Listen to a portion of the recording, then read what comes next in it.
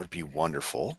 So we have one more hour of the workshop to summarize the breakout session. So what's going to happen now is the moderators of each session is going to share with us kind of those lessons learned, takeaways, and next steps from each of those breakout sessions. So we also have a majority of our presenters with us.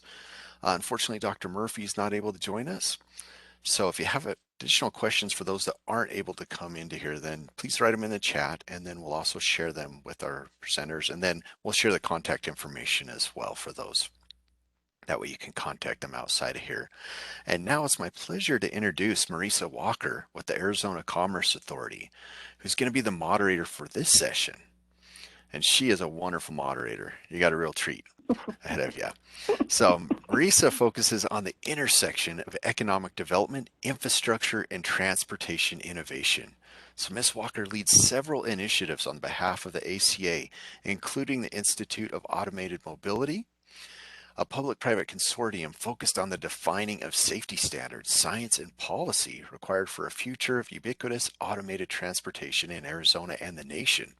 The IAM is currently working on identified a safety assurance methodology and the specific safety metrics, my apologies, to evaluate the performance of ADS-equipped vehicles.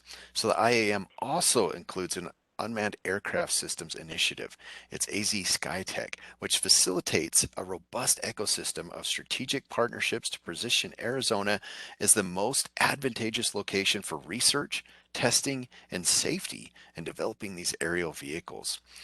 So Marisa also began her professional career at the University of Arizona, where for more than a decade, she held positions that advised the university's Associate Vice President for Economic Development on the Arizona, Mexico, and NAFTA issues.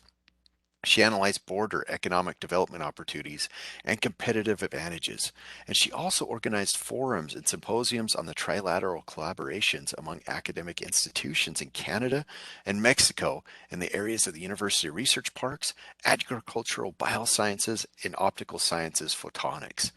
She's also authored several reports on subjects, including cross-border economic integration and development, targeted industry assessments of Arizona's bioscience and software industries, and women entrepreneurship and business ownership in the state. She also served as the executive director for the Arizona Governor's 𝐀𝐫𝐢𝐳 Task Force, where she was responsible for managing projects and priorities regarding transportation and telecommunication infrastructure, technology and process enhancements for cross-border shipments, and international trade policy. And with that, it's my pleasure to turn the time over to Marisa. Thanks, Paul. That's really gracious of you. Well, first, let me just say to all the participants today and the speakers and my colleagues in crime, the organizers, thanks for sticking around. We're just so delighted to have you participating. We know that everyone often gets inundated with Zoom and other platform virtual forums, and we've found this really rewarding and glad to have you stay towards the end. We intentionally structured this event to really be able to highlight the innovations around UAS that are happening in Arizona, and that was the focus of much of yesterday's agenda.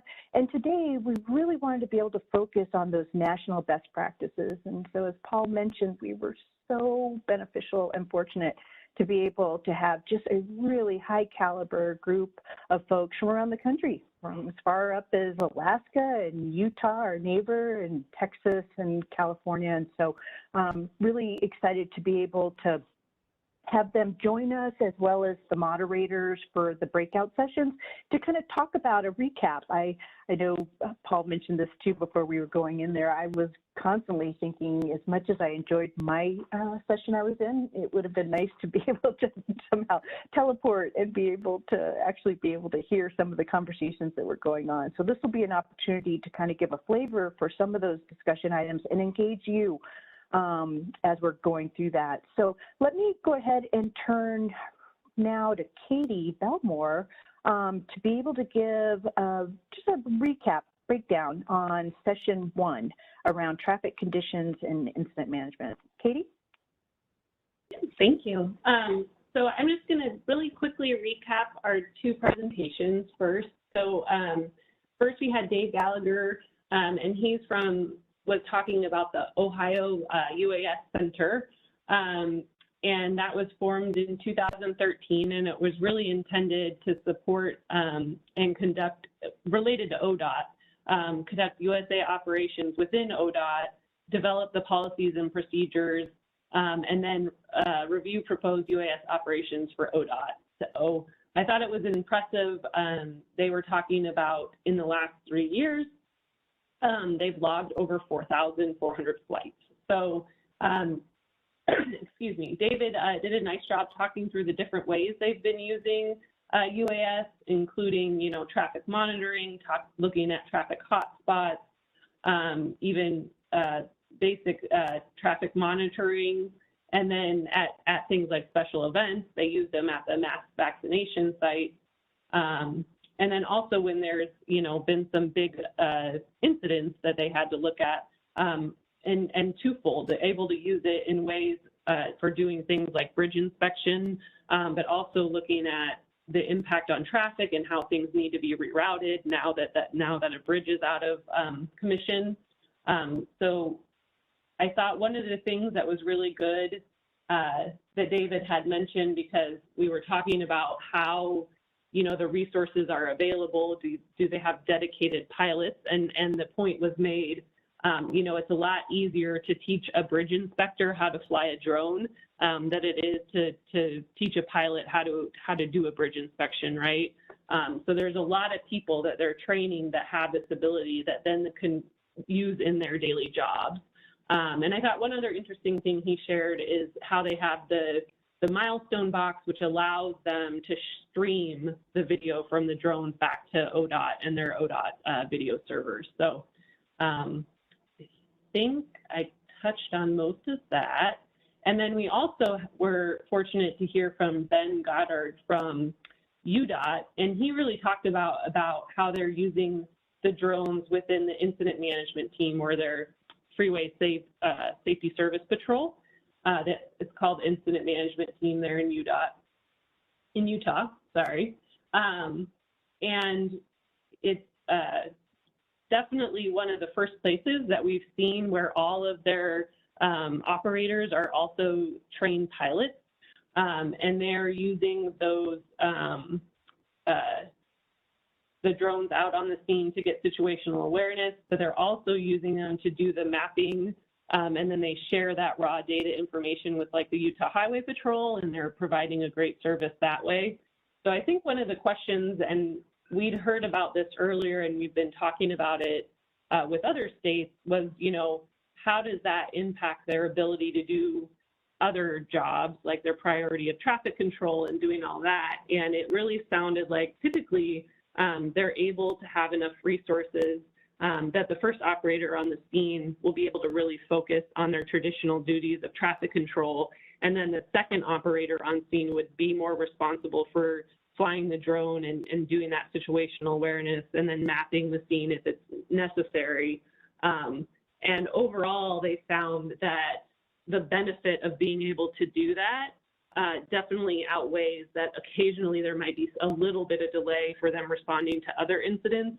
But these are typically responses that they need for the larger incidents, so it hasn't been too much of an issue. And I think that's something that we've been, like I said, we've been hearing around the country, is wanting to make sure that it didn't take away from that primary function as a operator.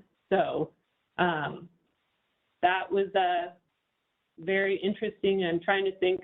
We talked a lot about, you know, once we went into the open conversation, you know, there's the piece of it of having that drone out there to provide situational awareness, including the into the queue locations, potential ways for response vehicles to come in if traffic is really bad. But we also talked a lot about what a huge benefit having those images can be with the towing and recovery industry. You know, if they can see what's out there, it really helps them save time. It makes sure they respond with the appropriate equipment. And that can make a huge difference in your clearance time. So there was a lot of discussion about how that can be done and the benefit of that being done. And then, like I mentioned before, another function is that crash mapping, where even when it's being done by someone other than law enforcement, if they're just providing, you know, they're just providing the raw data, and then the law enforcement agency can go back and do what they need to do as far as their actual investigation. So I think I kind of hit the high points. Sure. We had a lot of discussion about training and, you know, the cost of things, and we got some good information from our presenters on that as well. That's awesome, Katie. It sounds like you guys had a great conversation. And I know, David, I was actually really intrigued. I got to take a sneak peek on presentations and was really intrigued about the milestone box. So I will be asking about that a little bit more, and certainly want to learn more about the training that was discussed in your session, and just data, which seemed to be another major theme to come out of it. So thanks, Katie. I really appreciate that. Was a fantastic recap. Paul, my partner in crime, let me go ahead and turn it over to you, if you wouldn't mind, and give a summation of the conversation that we had in our session. Perfect. Yeah, as was mentioned, you love the session you're in, and you hear about all these great things, and you wish you could see them all. So this is where this recap really comes into play. And we had a great session with Ron there, with Karpowicz of Caltrans. So he really went into a lot of great detailed workflow on using UAS for landslides and rockfill mitigation, and the importance of how it's been a wonderful tool, not a complete replacement, right? But just another tool in the toolbox for that, to be able to see and mitigate.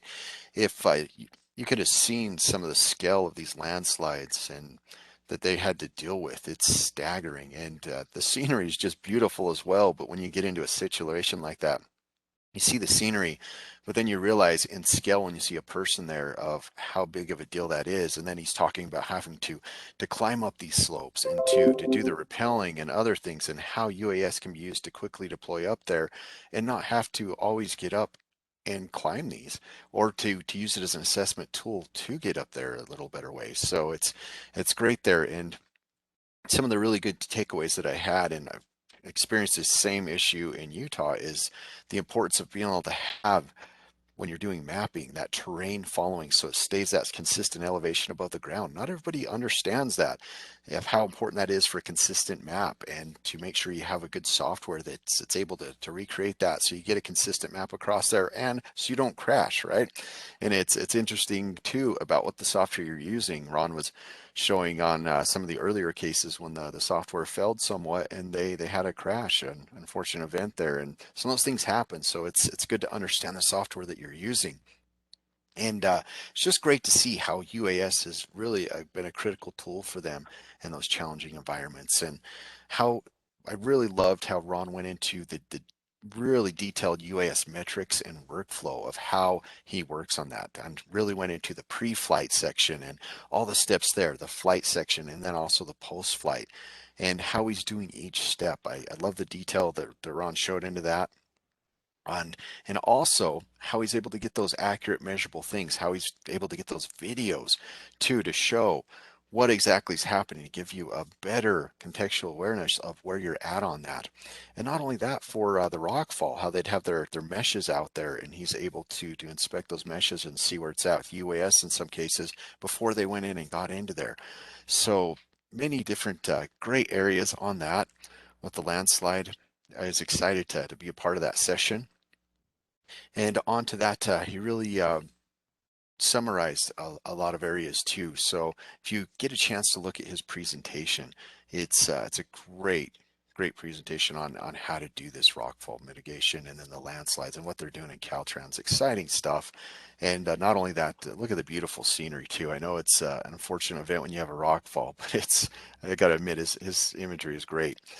And on from there, with Dr. Murphy's presentation, she was really talking about the emergency response and how to do that as an agency, how to make it work, some of the pitfalls that she's ran into. Very useful information. And she even broke it down into a 746 module as well that she's using on these.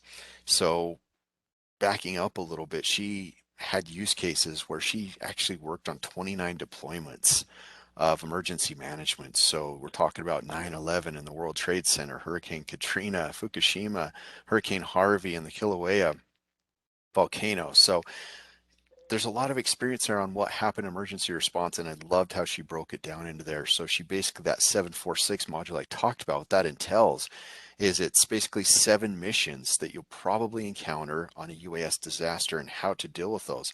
Then also 4 guiding principles that help you decide when and how to use UAS, as well as 6 misconceptions to avoid. And I love how she had those misconceptions, because there are a lot of those. Things change when you get in those environments. Like, everybody may assume, oh, I'll have live streaming or I'll be able to do this, but in her experience, sometimes that's limited, or you may not be able to do it at all. And sometimes just having a picture or other items are less distracting and work just as well. So it's great to hear from that experience of what she's had on those guiding principles. And again, just like with Ron's, if you can see that the video and presentation that she has, it's amazing. And you know, hopefully we never have to deal with some of these emergencies, but we know, unfortunately, we're seeing these more and more often. So I think it's a very valuable module to watch if you're ever in an area where you think you may be doing that, or maybe not, because you never know when these are going to pop up.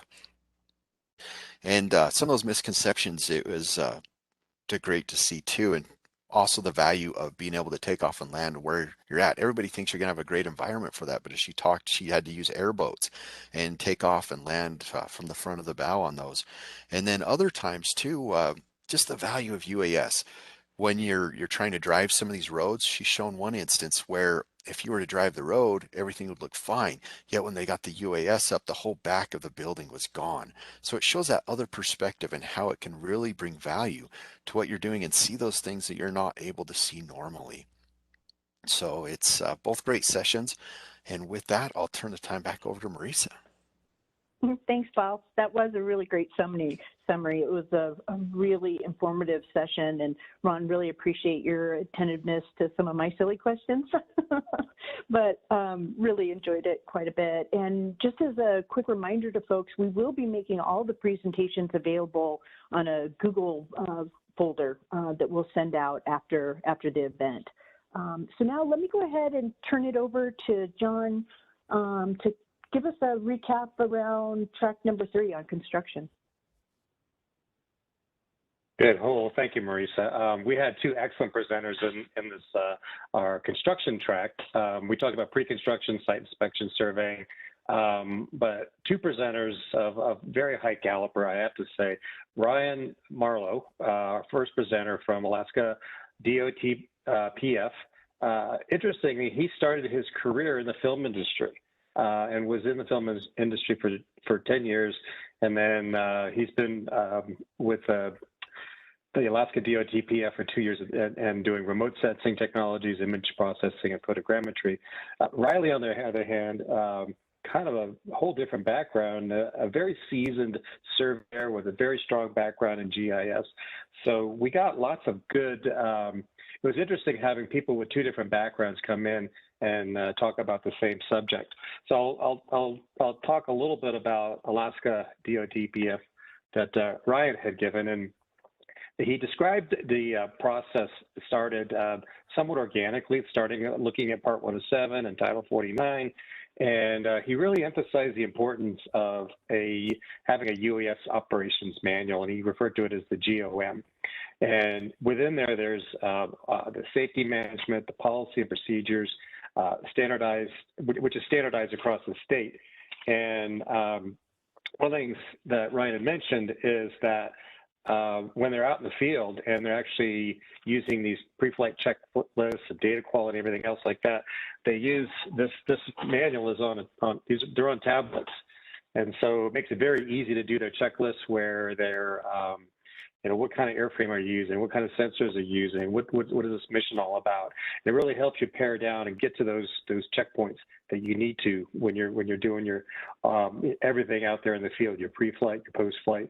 And one of the things he mentioned is the importance of data quality checks, because when you're in Alaska and you're out in the middle of nowhere, or if you went back to Anchorage and all of a sudden realized you missed something or something didn't go quite right, then you have to go back out. So he does quite a bit of data quality checks out in the field. They also have a lot of training takes place in the field, getting the pilots comfortable with the platforms and the sensors, and if they're doing bridge inspections, what does it feel like to fly under bridges?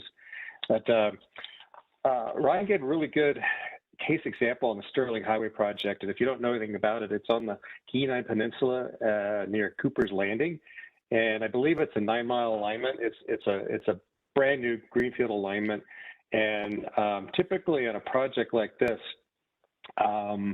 you would use a manned aircraft to do all the mapping and surveying and things like that. But this was really, I guess, the first time this has been used on such an extensive project. And in this case, it was typical crew was between 3 and 4 people.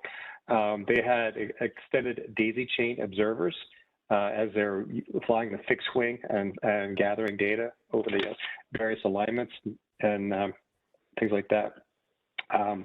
So we, what else? He talked a little bit about image overlap, and he gave a good analogy of the Carl's Jr. waffle fries. Getting good image overlap to get good orthomosaics is really key. Establishing good ground control points to check your data, verifying your flight lines, your ground sampling distance, your overlap. Those are all kind of part of the workflows that Ryan had mentioned as they're doing this type of surveying.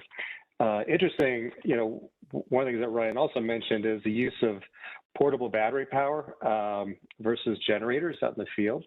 I guess Ryan has a personal preference not to use generators and inverters, but is able to bring a Yeti portable battery to charge up the units, and that's the way they can stay mobile.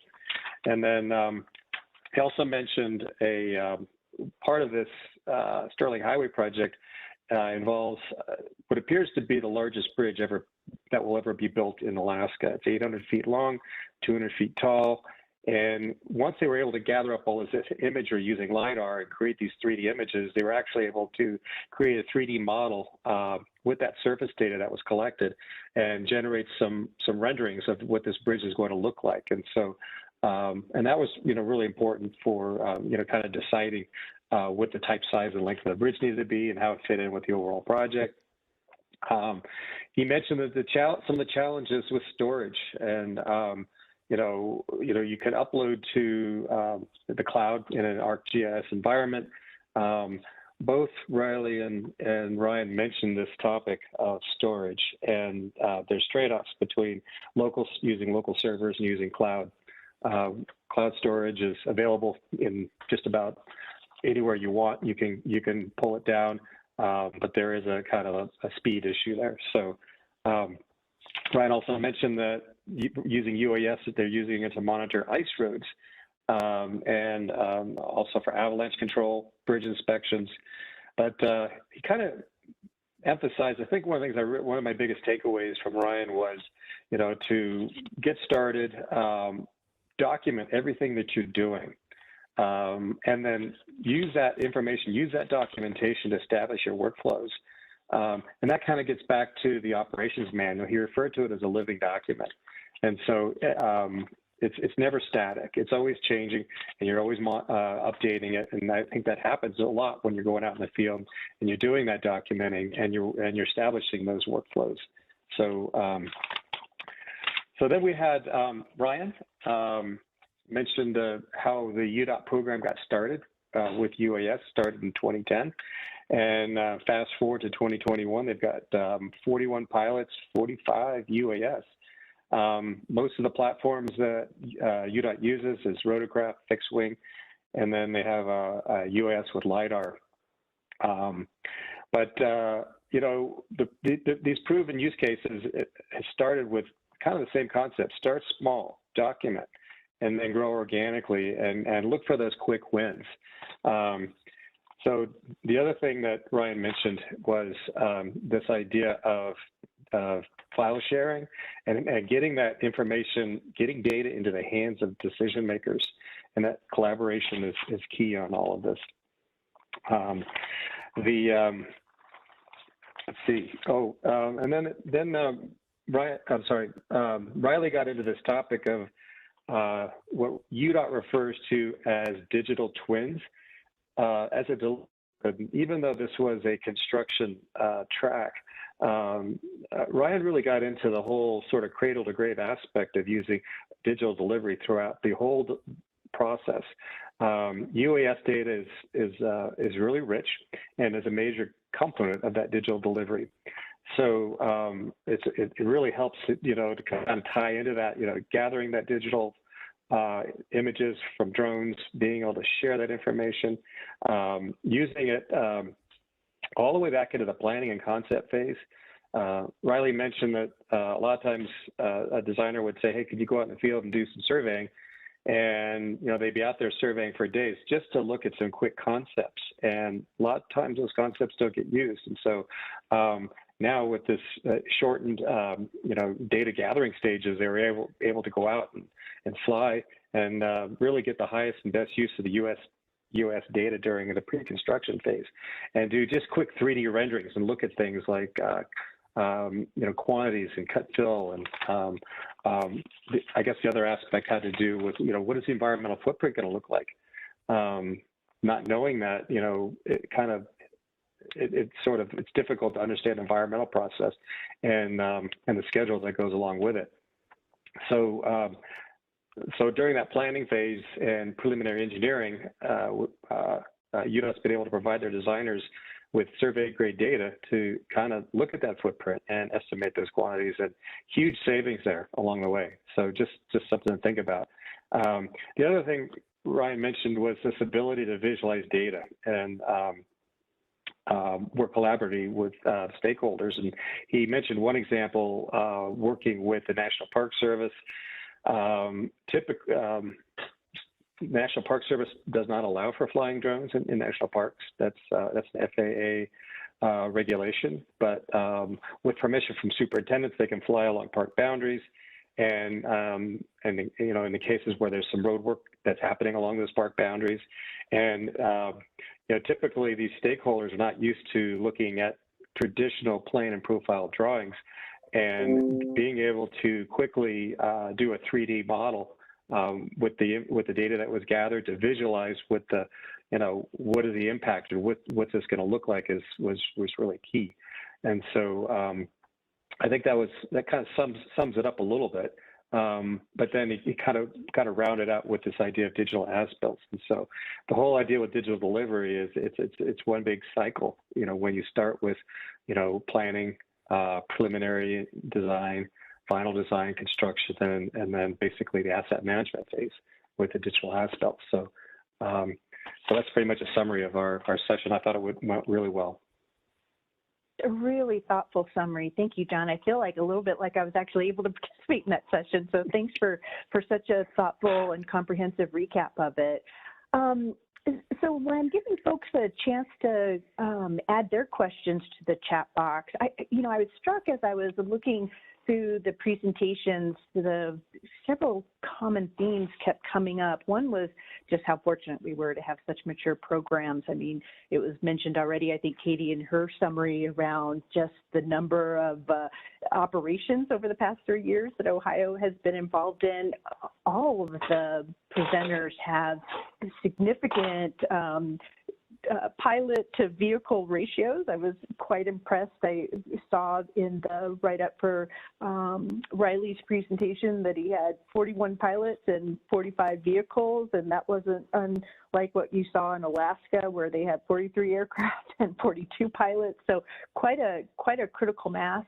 The other big theme was around data, and John, you touched on that quite a bit based on the conversations you guys were having and what that data management looks like. And I know Katie mentioned a really cool focus around this milestone box that I'd love to hear a little bit more from you about, Dave. And then this issue of talent and getting that pipeline of skilled folks to help you scale these programs internally. So I guess let me maybe, Ryan, let me start with you if you don't mind. It looks like you've got a pretty big program. You've got a huge state. I knew Alaska was big. I've been to Alaska, of course, didn't go everywhere, but when I got to see the image that you had in one of your slides about how it takes over much of what we call the Midwest in the United States, it really shows just how daunting it must be to kind of provide that kind of coverage. Could you talk a little bit about how you scaled, how the program was scaled in Alaska to go presumably small and and finite to all the way up to 43 aircraft and 42 pilots?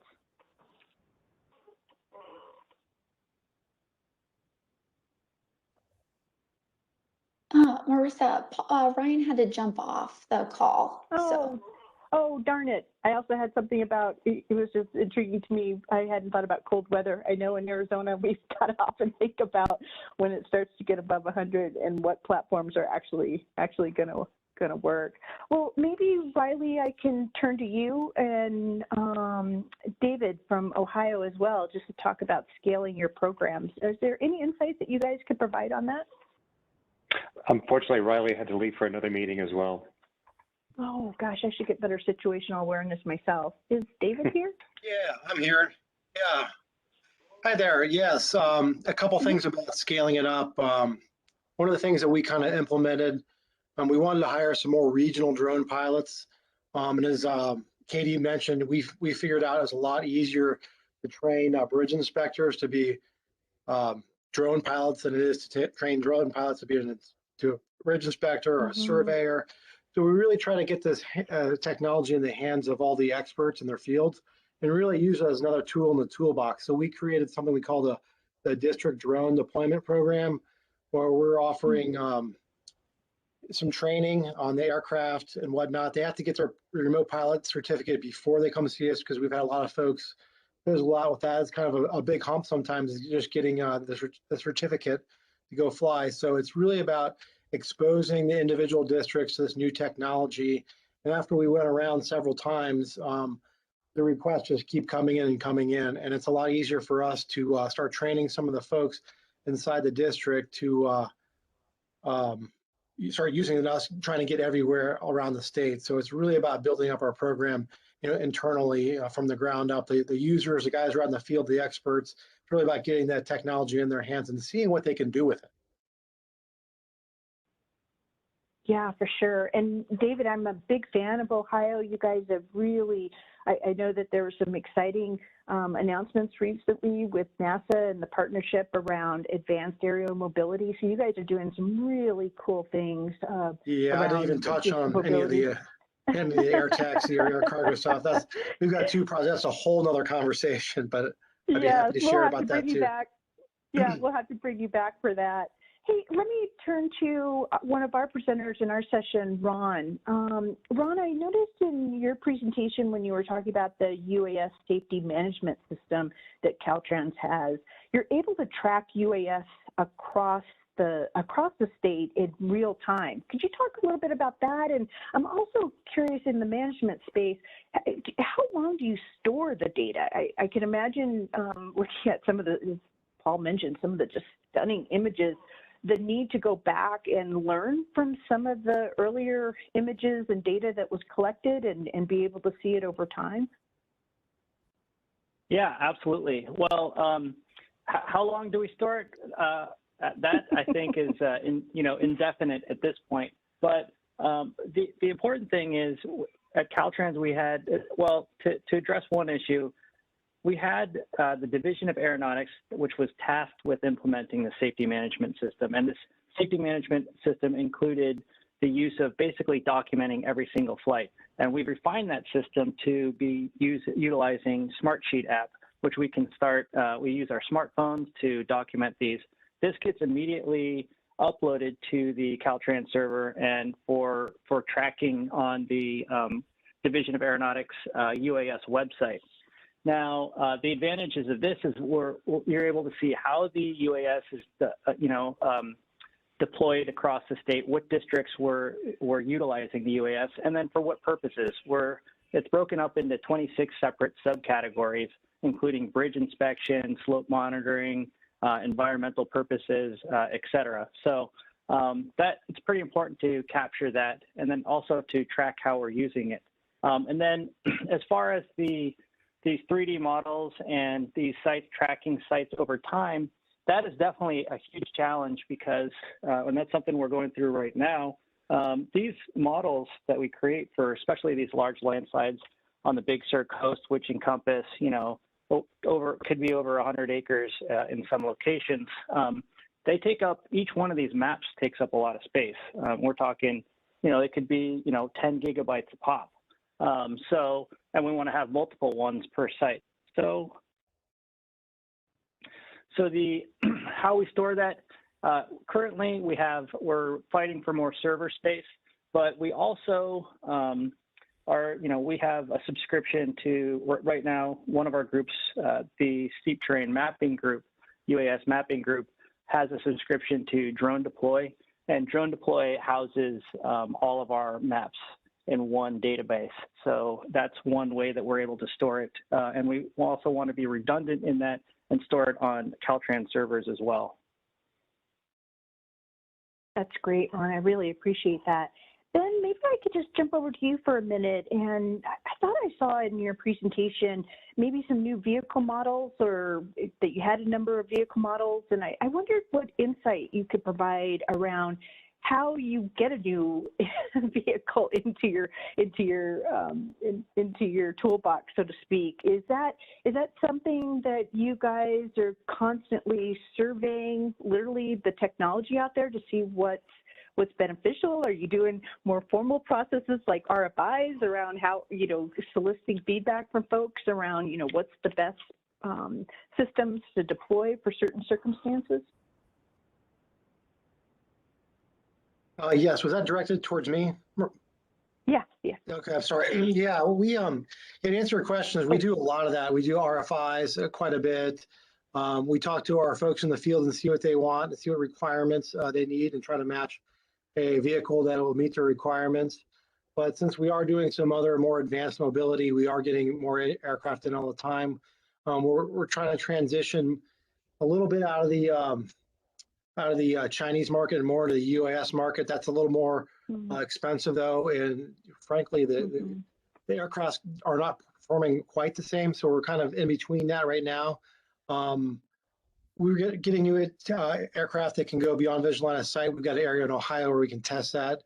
I'm looking at a lot of American models there, and this technology is changing like faster than plasma TVs, than it was like 15, 20 years ago. The iPhone's a good example too. So we just got we use a lot of SkyDO2s for our bridge inspection. We just got an X2 in today. So all our folks are testing that right now as we speak. So we're really excited about that. So we're constantly training more folks inside of our ODOT, and we're putting out more aircraft in the field. So as the technology changes, we'll try to figure out the ones that meet our requirements the most. And we usually buy one or two of them to kind of train for, so we can experiment. That's one avenue. A lot of times we've got a lot of research projects going on. Our ODOT research division has been very gracious to us. So we'll have other users experiment with LiDAR, magnetometers, and other aircraft in the field before we go out and buy a bunch of them. So that's one way we do it. Oh, that's great. So it looks like we still have Ben Goddard from Utah DOT. Ben, anything that you can share around, I know that you've got a pretty robust program as well in Utah. Have a number of things were depicted on the slides that I got a chance to look at. And I wondered, both from a training perspective as well as new vehicle acquisitions, any food for thought, any guidance? Yeah, absolutely. I was very fortunate that when we started our UAS program 2 years ago, Paul Wheeler was the huge proponent of that while he was still here at UDOT, and we relied on him very heavily to help us find the platform that would work best for us. We settled on the Mavic 2 Pros that every one of our IMTs is currently equipped with, 25 IMTs. And it's been a really good, stable platform for us. It shoots the video and the images that we require. We have upgraded here and there and added to that. We have two Matrice 210 RTK systems that we use for when we go up and look at land surveys for avalanches, for rock slides, and then also with the infrared on those for investigating hot spots on, say, semi-fires or looking for hazmat type situations. Likewise with David, we're always looking for that new technology that's going to help us be able to quickly deploy, get the best images, videos, and data that we can to get that information out, both internally and externally to get roadways clear faster or make situations safe. And we continue to pick Paul's brain even though he left. We still communicate with him frequently, and likewise with some of the contacts that we've been able to make over the years with different companies and departments. So we've been really fortunate, and also with these coalitions, with these meetings that we get to participate in. So that's great. Thanks, Ben. It was mentioned in my introduction, again, thanks, Paul, that we're at the Institute largely working, quite a bit working with self-driving vehicles. We've got a pretty good comprehensive population of these systems operating on our roadways, largely in the greater Phoenix area, but with Too Simple and others in southern Arizona as well. And we're running into real legitimate concerns around privacy with data acquisition around videos. And so, how do you scrub it? I don't know if this is necessarily an issue, but I'd be curious, particularly for Ben, you and David, if in working on incident management, are you running into any of these issues from the public around collecting video data at the scene of an incident, or maybe I guess you might be getting rid of the data. It's just you're just trying to get situational awareness at the time of the event. But maybe I could open up to anybody around guidance around privacy issues with data collection and storage. So I know from the UDOT incident management side of things, we do not retain any scene photos or anything unless it will pertain to training, future trainings, or I did have a few slides in there of some active scenes for presentation purposes. We haven't really run into any issues with the public worried about us being in certain areas. I know Paul can attest to, we had one incident where we were up just doing some training with the Matrice, and we had a mom pull up and say that her daughter had been out in the backyard sunning herself and wanted to know if we had any photos or videos that we would mind deleting. And fortunately, we weren't up doing that type of a mission that day. But you run into it, and I think a lot of it just boils down to how you communicate with people. I've had people, even just in my neighborhood when I've been up practice flying, come over and just say, hey, what are you doing with that? Why are you shooting video photos of our yard or what? And I'll actually put the drone in their hands, let them fly it, talk to them about it a little bit, and they've been very receptive and very open to that. And I think it's just about educating people and being polite and formal with them. Yeah, that makes a tremendous amount of sense. Yeah, over here in Ohio, we've got. I'm sorry.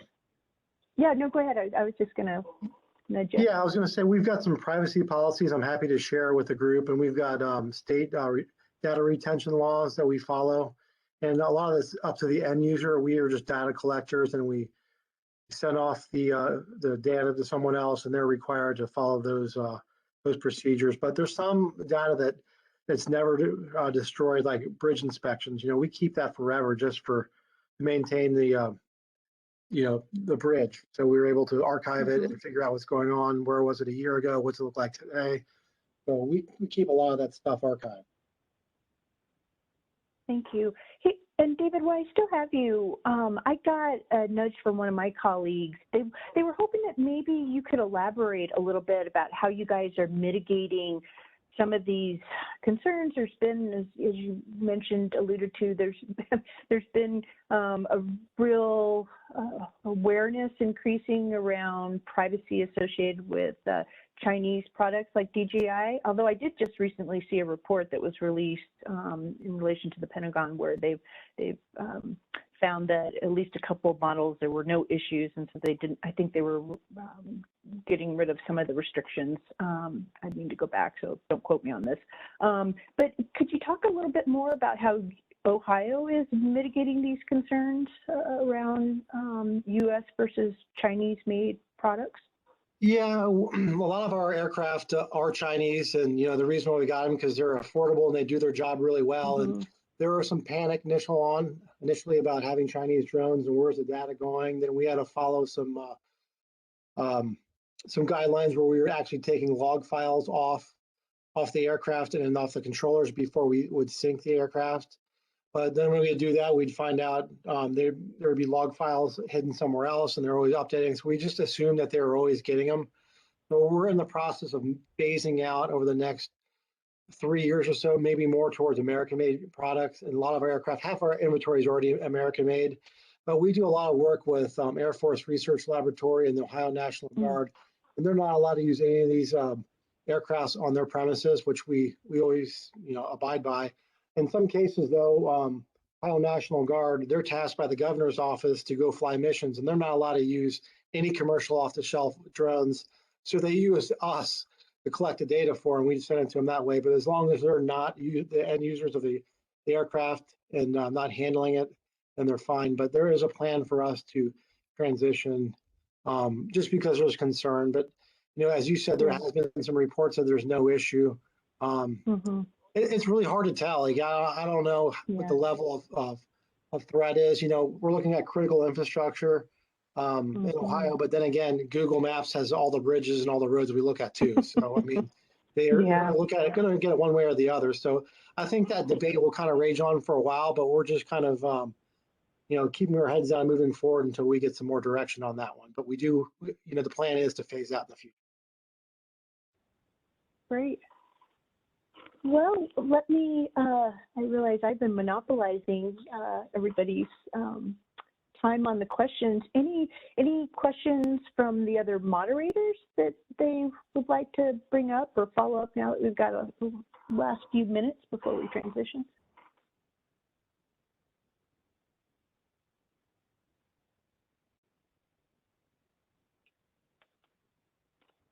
Well, I want to thank everybody for sticking with us and joining us today. I just want to reiterate just a tremendous amount of gratitude first to probably the best event planning partners I've had, not only my state partners, but to FHWA, who, man, I don't think you guys get the credit that you deserve for all the incredible work you do to catalyze innovation. I've really enjoyed my experience with the EDC program, both initially under EDC 5 and now as we start to go into EDC 6.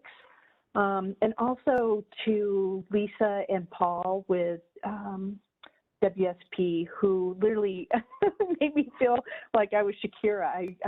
These guys are like logistics masters. They make everything easy and seamless and just an absolute joy to participate. It really set a model for pulling together a virtual forum. But hopefully not before too long, we'll actually be able to conceive having these in person, but really enjoyed that experience. And want to, of course, thank our speakers. You guys today were just amazing. And it's no surprise that you stand out across the nation for just incredible work, and you're leading a path that tip of the spear, so to speak. It's a model for all of us. And so I'm looking forward to being able to keep in touch with you guys as we continue to explore UAS use, not only in transportation, but in other sectors as well. And of course, special gratitude for our audience. It really helps to have good participation and really good validation that the topics were of interest and of value to folks. I'm personally caught by just what an amazing transformative period we're in right now in the way tech is influencing how we work, making us not only do the things our bosses like, which is save money and be more productive, but really a true extension. It's one of the things I really enjoyed about Ron's comment in our breakout session, that This is a tool. It doesn't replace boots on the ground. And I think that's another important message to get out there too, because we still need really good talent to be able to utilize these new technologies. And so I'm really looking forward, as David alluded to, in Ohio, they're doing some really cool things around advanced mobility, which really are going to have major implications going forward in the future for not only how we work, but really how we live and we play. So that's going to be really interesting to keep following up on. I guess I wanted to let folks know, I've kind of alluded to it already, we really just started to scratch the surface on so many interesting topics. And so I know the AZ team is really committed to being able to host and organize future events that look at not only transportation, but other sectors. I think it's going to be really critical. I've noticed just in the work that we're doing at the Institute, there's so much opportunity for cross-pollination in these automated vehicles, whether they're on the ground or in the air. And so I think there's a lot to be learned. One of the key areas that we're trying to infuse in the self-driving space is all that important safety culture that has been going on for decades in the aviation space. And it's really critical to have that infused as we start to ensure that all of these vehicles not only do what they need to do, but they can enhance safety as well too. So I want to say stay tuned. Going forward, we'll look to put together discussions that also bring in additional voices from the private sector. We were so fortunate to have Sun be part of our first day of discussions, but a lot of innovation going on in that sector. And then again, with the stuff that NASA and FAA are doing around advanced aerial mobility, community planning, they're driving it into that level and exploring corridor development and some really unique use cases. So looking forward to that. I guess we're at the point now where, Paul, do I turn it back to you? Yep, because we're going to wrap it up and move to some final polls. Yeah, thanks, Marisa. Yeah, we just have a couple last questions for all of you. If you wouldn't mind, again, you can do it through the app or through the web or also text. So the web is pollev.com/input, or on text input to 22333. And then if you wouldn't mind just answering these questions, how has this workshop impacted your knowledge of UAS programs?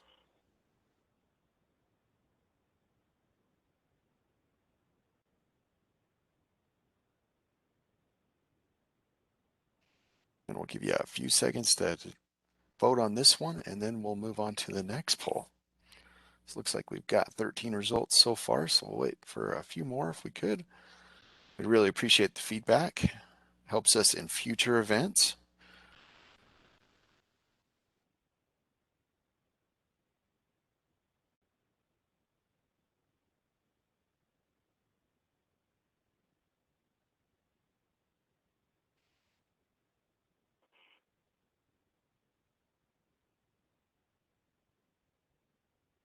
Okay, let's do 10 more seconds and then we'll switch over to our final question.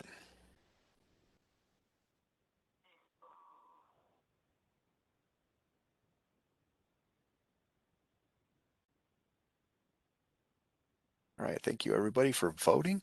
I just have one final question for you. And then we just want to know if your expectations for the workshop were effectively met.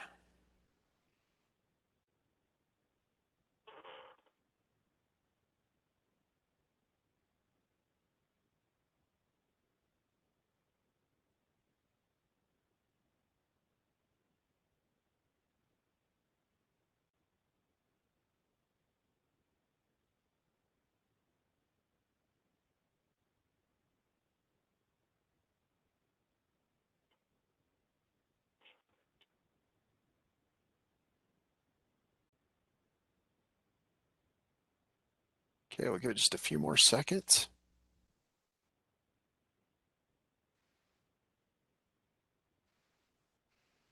And I really appreciate all the participation. Appreciate the speakers. What a wonderful 2 days we've had. Exciting to be here and moderating for this.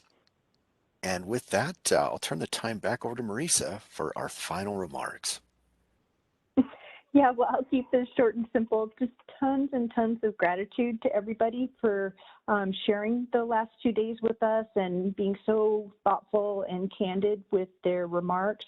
As you may have noticed in the chat box, again, this is terrific logistics partners already have it up there. We've put access links to both the recordings and the presentations for day 1 and day 2. So I encourage you to do a quick copy. I think, Jenna, you and I could probably work together to go ahead and send a quick email out sometime, probably maybe early next week if we can't get it out this week, that reiterates these links for all the people that registered. We realize sometimes it's hard to peel yourself away from work, even with interesting content. And I guess just say thanks, and I hope everyone has a really wonderful day. And again, hope you stay healthy and safe, and that's extended to all the folks that you love in your life.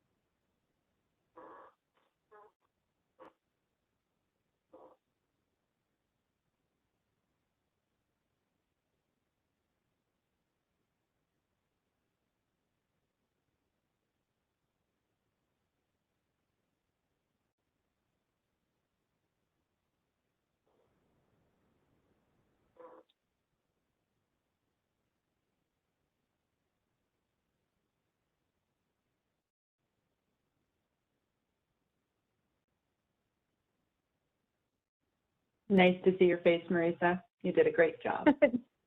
Oh, you're so sweet. Thank you. Yeah, amazing job, Good to Marisa. see you too. Oh, you're too kind. I'm just trying to follow up with that melodic voice that you have, Paul. I know that's the part I'm going to have to work on. I thought you I was did like, wow. amazing. You have the same wonderful voice to listen to. Great, wonderful job. My mom's Cuban, and they often tell me I talk a little too fast. I thought you did great.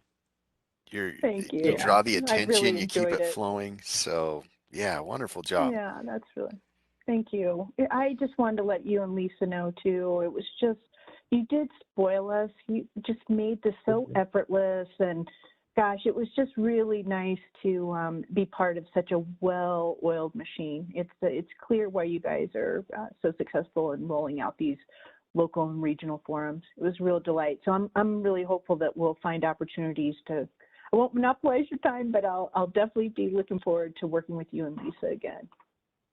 Oh, thanks, Marisa. Yeah, I appreciate it, but we couldn't have done it without everybody else. Yes. This is a great planning team. So, and thank you to Jenna too for all your help with the platform. So it ran super smoothly.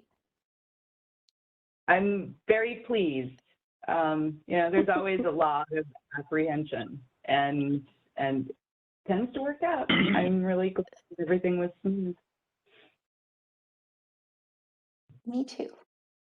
Yeah, we were commenting on how nice the WebEx format. I've had exposure, but never for an event this size. And yeah, it was great. I thought it worked really well. And the movement between the main session and the breakouts, perfect. Love the heads up. It would give you the countdown at 5 minutes, and then again at the last minute. Yeah, it was really smooth.